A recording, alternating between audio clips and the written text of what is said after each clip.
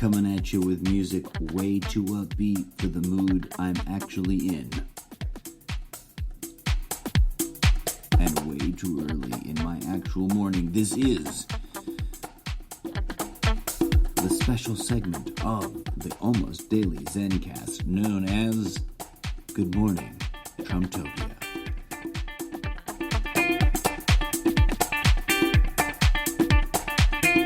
Happy Super Tuesday, everybody. Are you ready for all the, frogs in my throat and political mayhem as the vote goes down or up or whichever way it's gonna go?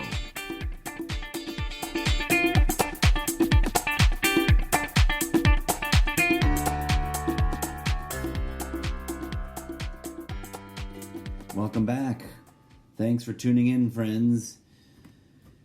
If you caught yesterday's special double episode, sorry for that chaos and interruption and disruption. It was a special cross-branding, universe-colliding crossover event day. That was Lord Xeris. A character over which I have very little control.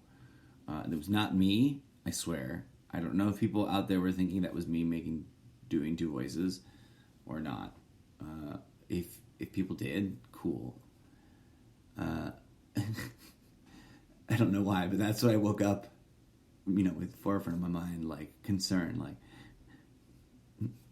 that was actually my real life sibling dropping by because he felt very oddly inspired to suddenly participate in this humble podcast that you, dear listeners, tune in for all the reasons that you tune in. Because I'm your favorite weirdo on the internet talking about stuff that's going on. And forgive me if I ever not discussed a topic you wanted to hear about. That's what all the social media is for. Come on by. Drop me a Facebook post on my Facebook walls and tell me what you want to hear. I'm not going to regurgitate anybody's talking points. I am going to tackle topics, subjects, questions, etc. Good morning. Good morning, Trumptopia. How are you? Are you okay on this delightful, magical, amazing Super Tuesday? Are you ready for Super Tuesday? Super Tuesday is going to be I think, a peak event of the election cycle. And I don't pretend, like many others in the social media world, I don't pretend to know anything other than my, suspicions in terms of pattern and trend. And as you may have picked up on with my last Super Tuesday and South Carolina themed episode segment, I'm, rather wistful about my state of mind about politics sometimes and get much more interested in my own potential storytelling opportunities than the actual event of it. I mean no offense. I think one of my favorite memes that I sometimes am a little embarrassed to post or share, is the one where it's the checkbox, Democrat, Republican, I don't join cults. That's generally my, I'm a solid check in that third box kind of guy.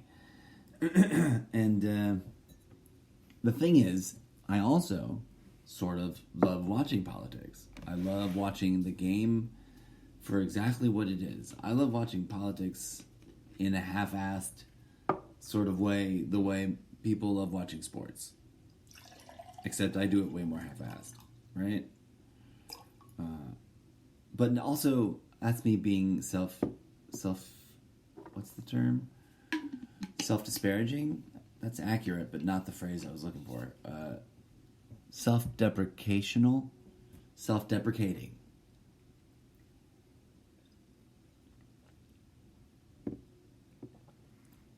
I'm fascinated by the pattern that politics takes over time.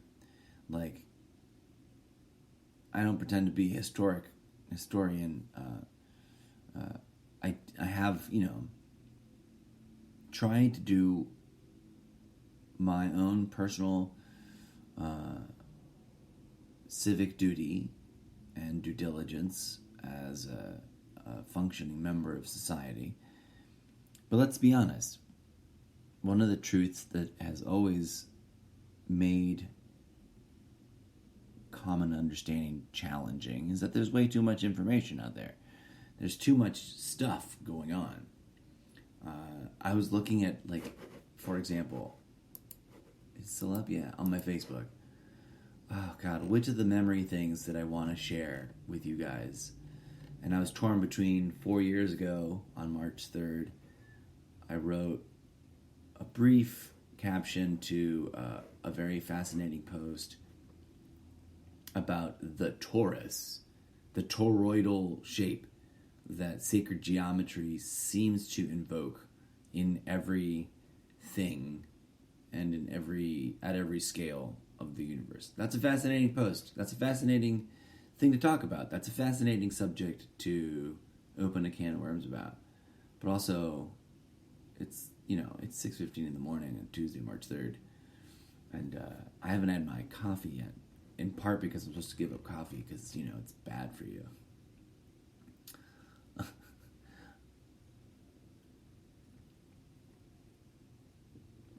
And I, my friends, if you realize it or not, I've been an abuser of caffeinated drinks. But that's neither here nor there because that's not illegal. You can abuse the shit out of caffeine and ain't no one gonna take you to jail for it, right? And I literally mean just too much coffee. I need to stop because it just burns me out emotionally, mentally, spiritually, energetically, and biochemically. 5 years ago on Facebook, I shared a Lao Tzu quote. And I think I'll start the show with this because it's eternal. And this is sort of like just me talking. I haven't picked a segment. It's just the show. Lao Tzu. Do you have the patience to wait till your mud settles and the water is clear? Can you remain unmoving until the right action arises by itself? These questions come to us from across centuries and invoke immediately, in the way that they're worded, some really specific insights, I think. I captioned that hashtag look within, hashtag the revolution is in your mind. And I shared that and I like this account, although I don't visit accounts. Sorry. I don't read other people's books. Sorry, bro. I really, totally, literally. And I'll give you guys some backstory and context about what happened in yesterday's episodes, if that helps, in just a minute. But I really, honestly, horribly, as a terrible person, have stared at my brother's book on a bookshelf. And I think I've got it. I don't have it in. I've seen a real life copy. I don't have a real life copy. And if he gave me a real life copy, I'd be slightly more inclined to read it than in PDF. But it's a bazillion pages. He made it should have been $3. But that's neither here nor there. It's the omnibus edition, which is great, right? All 3 books, all 5 books or whatever it is. But it's 800 or 900 pages long, which isn't huge, right? Stephen King books will get massive. But it's big enough. And all the reasons that would go into one sibling not reading another sibling's finished manuscript have gone into me not reading it. And for that, I sincerely apologize. But in a way, I have been waiting, because I do, and maybe this is horseshit, and maybe I shouldn't do this, But it sometimes works out in my favor in a fun, cool Zen kind of way, if Zen can be a thing in the world, that I'll have a book and I'll not read it, and I'll know that like one day, in the perfect sort of culmination of time, I'll pick it up and start it, and it'll be unstoppable. Like I'll know, and my body will grab, my hands will go for the book, and be like, today's the day that you read this, motherfucker, because it's been long enough or whatever. Like whatever the stars align. I don't know what the, but that like remaining unmoving, in terms of meditation practice, is a literal challenge. Can you sit in a room and still attend to like the practical realities of sitting in a room and in whatever, but be still, and be still of body, and be still of spirit, and be still of mind, until some action like wells up from inside of you, like I gotta go pee, or the doorbell rang, I have to go get it, or the phone buzzed and I really should check it, but not like fidgety, and not, you know what I mean? Maybe I'm overanalyzing. Maybe Lao Tzu speaks for itself, even in English. But I love that thing, that phrase, that set of questions. It's so Socratic.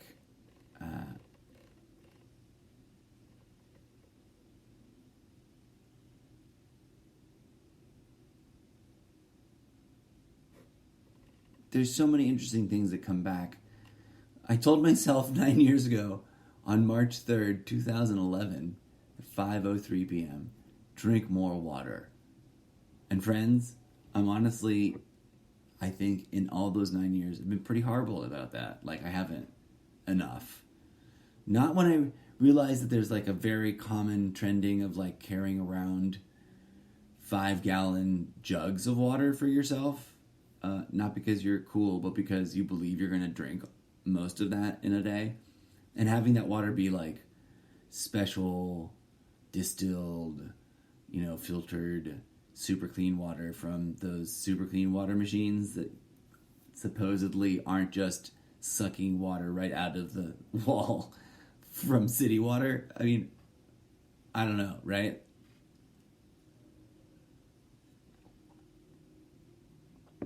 I never zero water sticked. Why didn't I do that? I should have. To go on a tangent, just because it's 13 minutes into my own podcast at 6:30 in the morning, and I'm going to ramble about this. Those zero water commercials, they should figure out a way to make those filters slightly less, like, life-alteringly expensive. I mean, for some people, a $50 box with 2 filters in it doesn't sound horrible. But when you realize that, like, it filters water really great, but then stops doing that in, like, if you're a busy household, in as little as 3 weeks, and even, like, if you're, like, a busy household full of people that go jogging and do stuff, or are very athletic, or very into, busy, physical action, you're going to burn through those, both of them in less than a month. So then it's like, if you've got more than one of those pitchers, or to try to like meet everyone's needs, that can easily escalate to like $200 a month to get the water as clean as you want it. And that's crazy. Et cetera, et cetera, et cetera. In the political field, to try to connect some dots, it is shocking to me that Bernie Sanders has to defend himself, that we live in such an anti-comprehension based, like, we're all familiar with the idea of anti-intellectualism, right? And there are some people who pat themselves on the back for that, like, to think that's like a patch on your jacket to be proud of. And I'll give it to you for granted, some people who are self-appointed of the intellectual elite are bastards, and are total dicks with their intellectualism. We've always had toxicity problem. For as far back as I can remember personally, it's all been pretty much defaultedly mildly toxic. Our society, our culture, the way we do things, our supermarkets, our cars, our light bulbs, our everything. Everything is toxic and can kill you. In both a literal sense and, friends, I mean in very humbly and very sincerely to you, but the figurative sense, that both of those things were in operation. Like, you were surrounded and bombarded by that.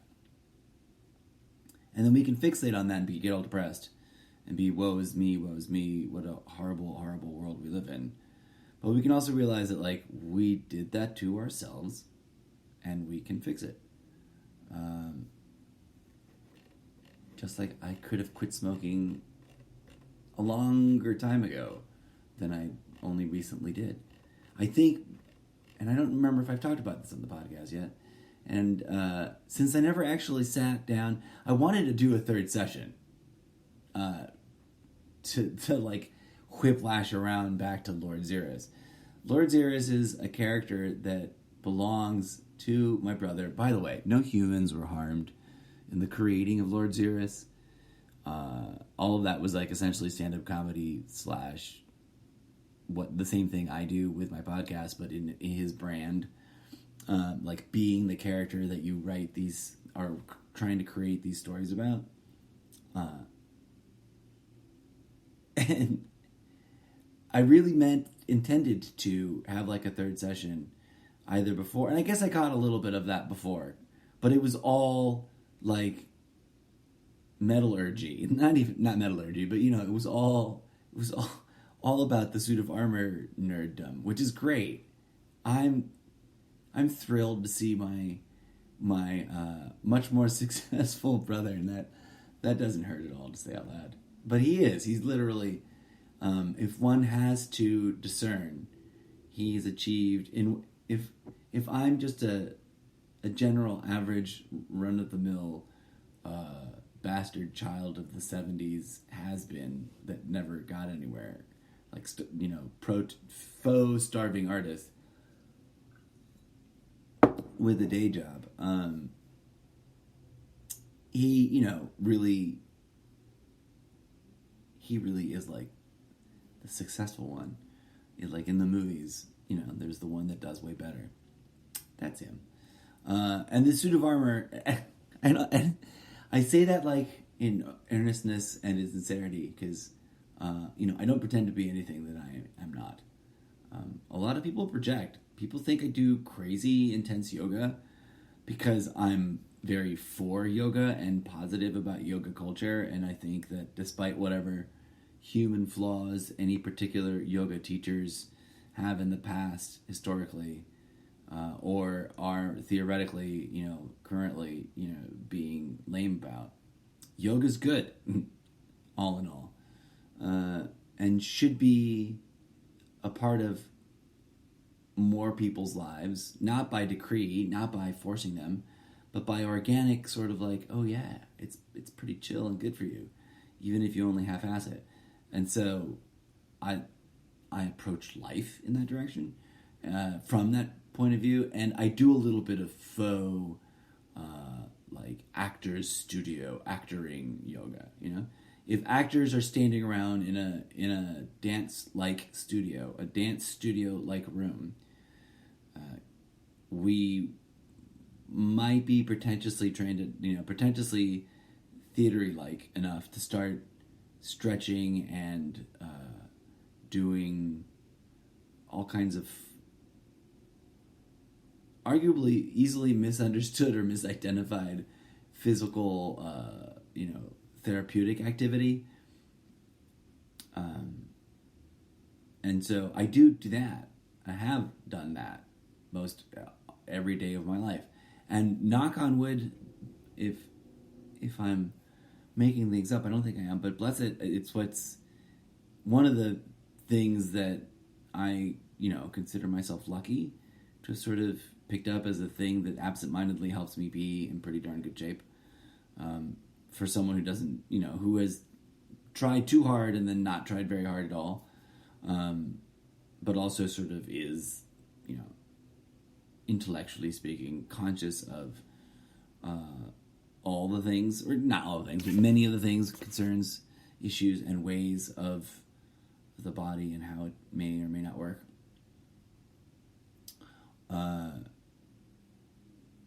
And yeah, like if I didn't do that most every other day of my life, I don't know if, especially given I've suffered honest real life, like biometric fact, a few sort of really low non-tragic accidents of like falling down and hurting myself in a comical sort of like, that's ridiculous. The worst of which is like throwing myself off of a bicycle that I was riding. And I've sometimes inadvertently led people to believe that I fell off a motorcycle. And I never say the word motorcycle, but I will say I generally call my bicycle my bike. And I guess I'm less inclined by just habit. From my youth, as a kid, I rode my bike around all over the place. In the sort of like bastard child of the 70s, many parents may not feel comfortable or inclined to allow their, say, 11-year-old to just ride a bike clear across town in any direction they want to because they can ride a bike. Nowadays, probably not, right? Like, unlikely. And I'm not telling anybody what to think. My parents thought it was cool, and they also didn't know how far I may or may not get myself into actually checking out. And we lived, bless it, thank everyone's lucky stars, we lived in a relatively like chill-ass neighborhood that probably had some crazy shit things going on in it because everywhere does. But relatively speaking, nothing to be looking over your shoulder about, I guess. I don't know. Who knows? You never know, right? Because the darkest of things happens right around the corner, and everyone's always like, he always seemed like a pretty decent guy, as that one neighbor, in the neighborhood who's done something horrible, tends to always be described. But why am I taking it to that place? We are all, the human species is an infinite expression of like the fractal unfolding, and we are all plagued with trauma and the darkness, as well as the light and the ability to heal. That's where I was going. And to come full circle, one of the things I was debating maybe sharing with you guys sort of sounded redundant in my head when I think I just recently read this or not. But also, it's full of things I've probably totally said before on the show. But that's how media works, right? So let me share with you guys, in earnest, some things I shared 3 years ago, March 3rd, 2017, at 2:41 p.m. on the interwebs, because I believe that, they may point to some truth. I don't want you to take my word for it. I want you to consider them and question them and turn them around inside your mind and stab at them until you decide for yourself. So the meme I shared is one that spiritual types may have seen. It was shared by an account called Spiritual Man on March 1st at 4:24 p.m. And the quote reads, "You must learn to end the wars in your world by ending them in your minds." Plural. End quote. And under the quote, in a very, Insta-meme-like fashion, is a meditation-related human body, like, insides to show you your chakras on a hardwood floor, but like against a cosmic rainbow background, which is gorgeous, right? Like, I love it. And And A, I want that image to like make other memes with. But B,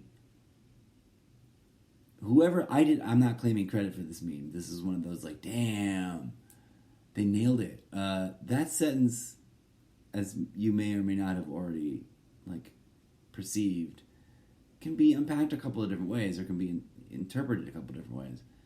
But it's also sort of curiously specific.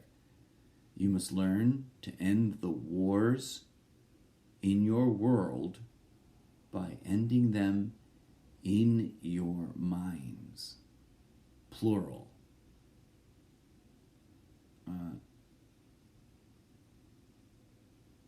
Human history is plagued with endless carnage, and a commonly bantied about factoid is that just in the recent local history of this particular nation, going on 300 some odd years, there's a really funny, slightly very awkwardly small number of years.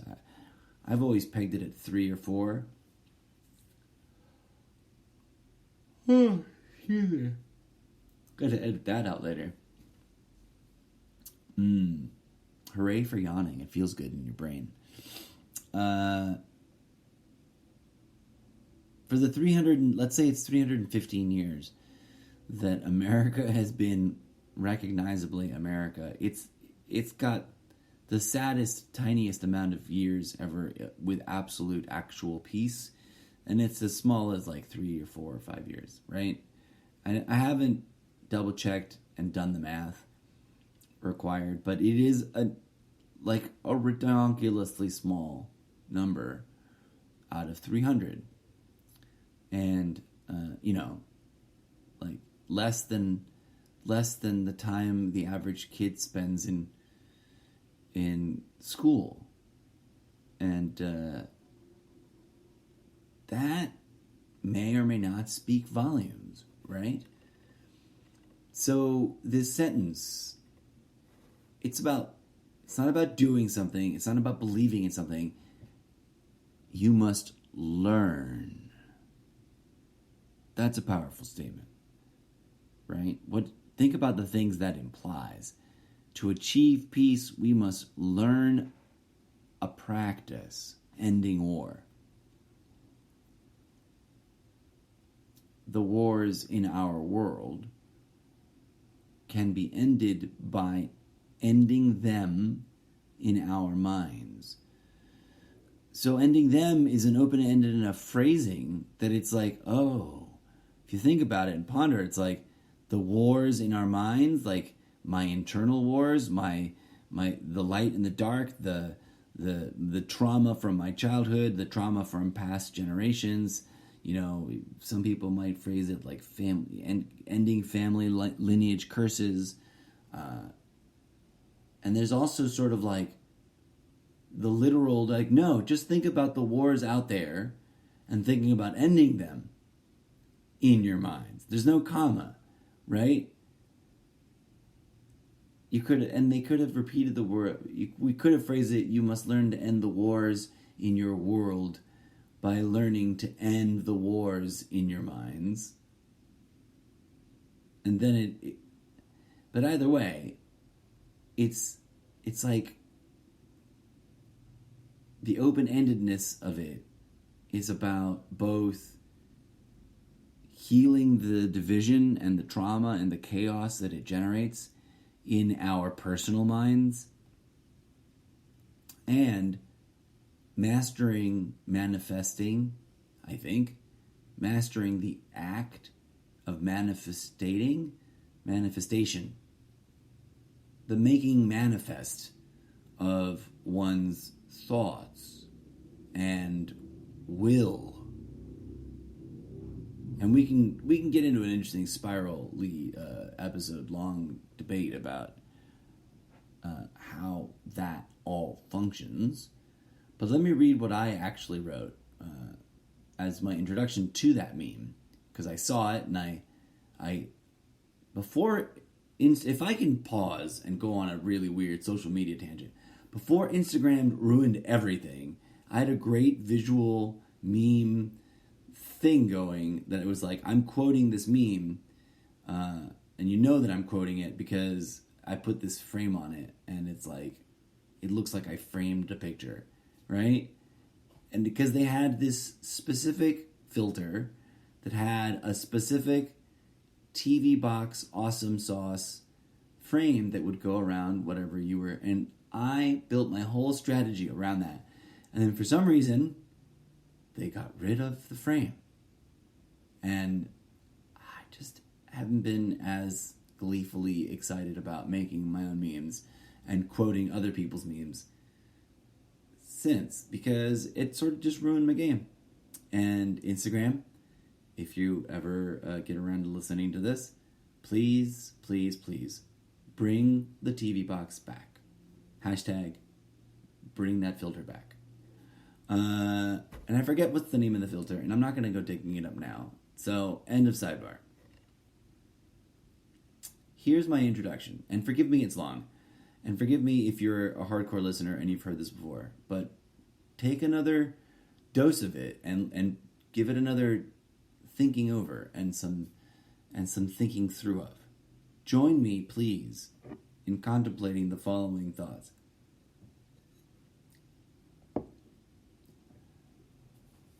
World peace begins with inner peace of a self-liberated consciousness that no longer clings to any ideological construct. This revolution of the mind, this abdication of all conceptual boundaries, allows the individual to perceive the universe as it actually is, instead of how any ideology defines it. All ideology is a form of mind control. Ideological constructs filter, alter, and blinder our perceptions. They limit our ability to fully participate in the cosmic phenomena. I want to pause there for a second because I mean that serious. Like, there are levels to what's going on that we've bullshit ourselves into neglecting. We have, and we continue to do, this self-manipulation of bullshitting ourselves into distracting ourselves with, bread and circuses, politics and sports, TV melodramas and vampire shows and reality TV ghost hunter nonsense. And then we aren't fully engaging as complete, fully activated human transducers of energy with the fullest extent of the cosmic phenomena that we could be engaging with. My intro to this, my caption for this thing continues. It was a bit of a statement here. Meditation strips away all ideology and liberates the individual to perceive the cosmos with clarity. With this clarity, the individual will no longer be falsely divided against the rest of humanity, divided against the rest of themselves. That's an edit. I added that just now, that themselves part.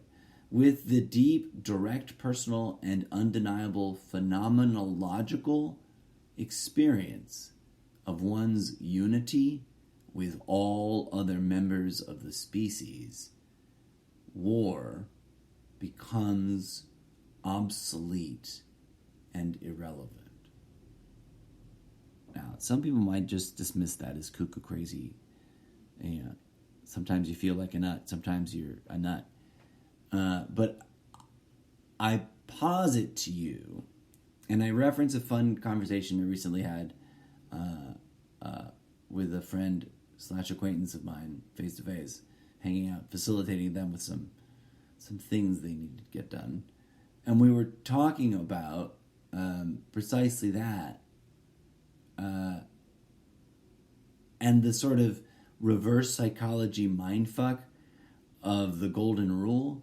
The golden rule sounds profound and deep and beautiful, and I think that with a correct understanding and a balanced and correct approach, it can be healthy.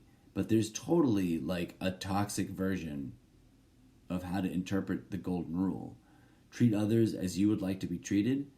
If you don't mind deep, lashing, wounding sarcasm and foul, hideous, language and screaming and shouting, if you don't mind that, and you don't mind treating people that way, and you say that, you can treat me that way, then you don't really then care much about how other people feel.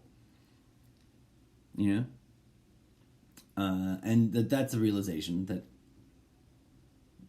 we as human beings, well, we aren't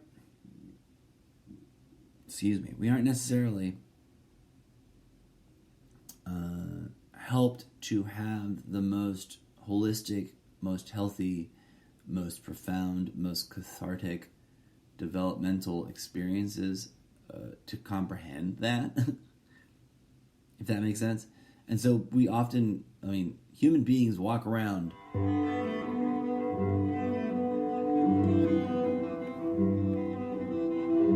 Isn't that a beautiful alarm? That's I hope no one sues me for that, but that's the alarm clock on my phone, and I love that.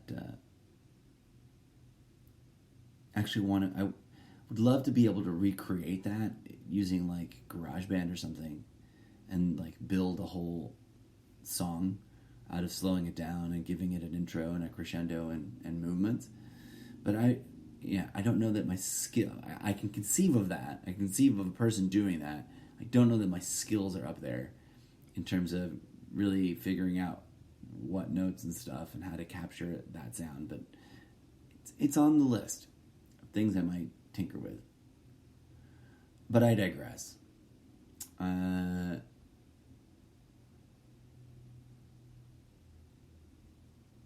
golden rule has this like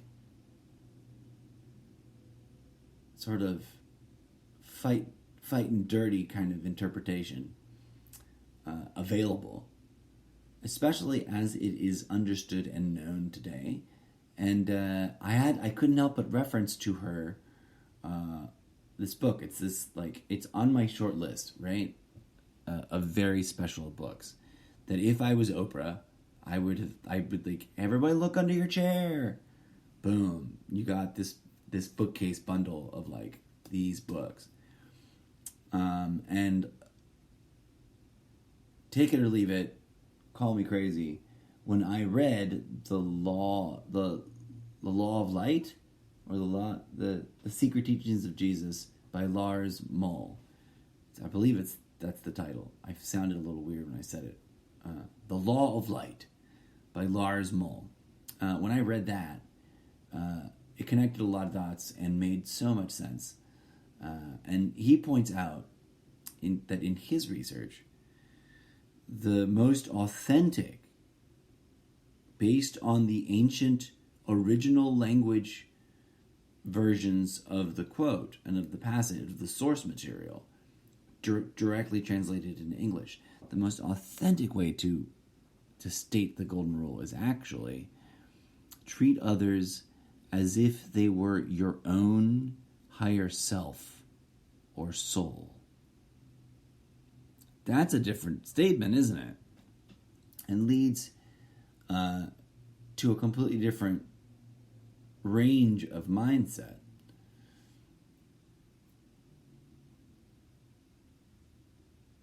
I continue in my strange thing that I posted that was way too long. This is why the corporate war profiteers have spent so much energy indoctrinating humanity to doubt and even fear or misunderstand, I would add now, with hindsight, because there's a lot of misunderstanding. And that's a whole nother episode I want to read about, a thing I wrote recently at you guys. I'm going to share later in the day, I think. The process, we fear and doubt and or misunderstand and or misrepresent the process, the ongoing process of enlightenment. They have built a societal mind control culture that dismisses and marginalizes all ancient wisdom regarding meditation and enlightenment, so that the majority of people will blindly reject the personal responsibility to enlighten oneself. If the oppressors are addicted to profiteering on war, and they know that if and when humanity liberates itself, they will no longer be able to continue their bloody profiteering, then it is easy to understand why, for centuries now, they have successfully kept us mentally enslaved to various false ideas, including that war is somehow justifiable, inevitable, and a, quote, natural part of human nature. I humbly submit to you, my friends, that this is a lie. This is the most provocative thing I think I say on my podcast. And I say this with all due respect for everyone, and I don't mean any disrespect to the troops. I love and support people who put their lives on a line, right? So this is like sidebar here. This is a con that goes deep and long and is convoluted and has seduced everyone. And that we can sort of are forced to sort of live inside of the box and outside of the box, right? But ultimately, and this is the following sentence that I'm going to say isn't even my own original sentence. I say it as someone carrying a torch forward through time for a truth that must always be spoken to power, that a former general in the American Armed Forces, I forget which branch, said after his long career, and I forget his name right now, but he's someone that I've meme quoted and can be found on my Instagram if you want to verify. But you can find this on the interwebs. And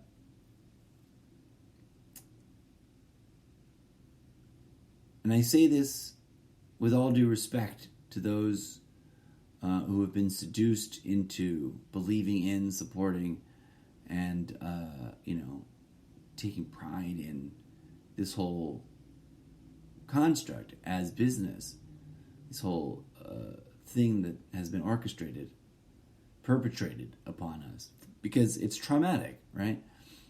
And I say this as a way to clarify what we've done to ourselves as a species. But in my humble opinion, war is organized murder for profit. That being said, it is clear to me and to others, I believe, that in this moment and in any given moment that you realize, that one realizes that a generation might realize that war is indeed organized murder for profit, it then immediately becomes clear that the moral imperative, the spiritual responsibility of each individual and of the collective is to break free of this mind control. Now, you can't trade out one gilded cage for another. So, that's what, the problem with organized religion is, and why organized religion ultimately sours on people, because it's toxic and part of this whole messy system. But looking back through history and through the teachings of, many different individuals, one can come to this conclusion, I do believe. And then I'm almost done here. Meditation is an organic, natural, and innate to all life forms methodology of liberating one's own mind. I would add that I think that meditation, when I say meditation is organic, natural, and innate, I mean that it's like breathing. The actions like yoga and meditation are things that are as good and imperative for our well-being as breathing are, but because they are not as detrimental to our moment-to-moment bodysuit survival of the talking, meat muppet, that we can indeed, through the delights of free will, engage in totally neglecting them. Unlike breathing, you can't neglect breathing for too long, right? Interesting. I just got a weird alert that I'm gonna have to. Whoa, come back. No, there we go. Open any tab. Check that out later. Okay, so let me wrap this up. Meditation, in my humble opinion, based on stuff, things I've read, experiences I've had, practice, and sort of experimental exploration of meditation and practices. I think that at a certain level, the thing that we really get to, and I don't mean, like guided meditations on a phone. But obviously, we weren't doing that when we were roaming, nomadic, tribal, plant-based, indigenous people. But we were meditating, and we were using nature and sounds and music and song and dance to do it. And that these things are as important and as healthy as jogging and learning, that yoga is core to the human experience, mind yoga. Continuing and wrapping up, it has meditation and the whole collective there that I invoke beyond the word meditation, but a holistic life practice has many other purposes besides manifesting world peace. These purposes, and okay, now that sounded pretty weird thing to say and just sort of brush off. World peace is not so much a goal that will be achieved, right? And the reason we have failed as a species so far, according to some of this logic, and again, in my humble opinion, is that we're trying to go about it externally through the unfair means of an ego-based economic system of systems, and through the external coercion of brute force or military leverage. And that peace, like other phenomena, like joy and awe, must emanate from within in an authentic combination of choice, conscious awareness, conscious choice, and innate sort of organic reaction to appropriate circumstantial inputs. And that we if we create the right circumstance and give each other the right inputs, we will manifest peace. And that as a goal, although in Zen there's always there's no goal, but that as a stepping stone and an achievement to be unlocked is not like the winning of the Super Bowl and the end of the season. That's just the getting done and over with, the part where we're caught up on the fact that we have been neglecting this and we should stop neglecting it. And then further purposes will become clear to humanity once we graduate from this initial level of cosmic classroom. But until then, the manifestation of peace can be considered the primary goal of engaging in a meditation practice.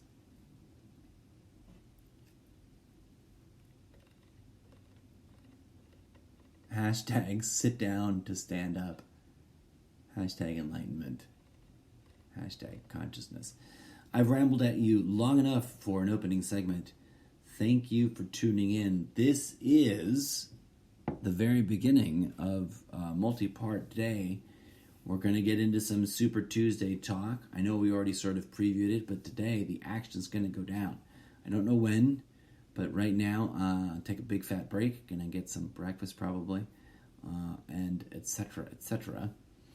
But I humbly invite you to consider all those crazy things I just rambled at you about, and imagine the kind of implications that it might have in terms of, all the other things, the whole nexus of it. And as always, friends, I thank you.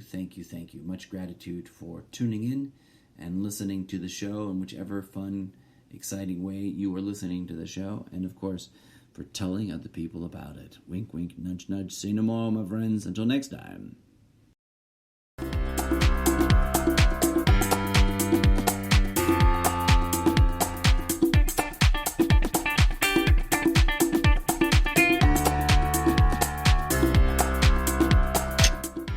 If you take anything away from today's episode, remember that you must learn to end the wars in your world by ending them with your minds collectively. That's a calling to everybody, to all of us.